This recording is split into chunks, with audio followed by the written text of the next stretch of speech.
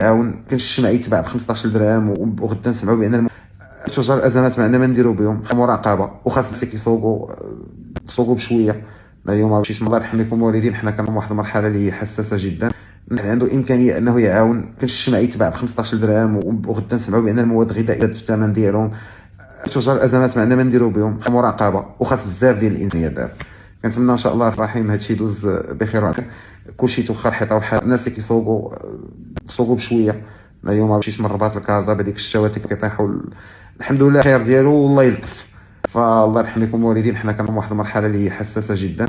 نديروا جهدنا باش يدوز باقل الاضرار، والله يحفظ هذه البلاد والله يحفظ كاملين. وكل تحياتي والناس الكبير. وانا راه تعرفكم الكونت ديالي نبارطاجي اي حاجه، الا احتاجيتو اي حاجه، الا احتاجيتو نداء يوصل، الا احتاجيتو صوتي تسمع، انا كاين. ويا ربي قدرني انني نبخا 0.0000001 في المليار من داكشي اللي خاصو يدار.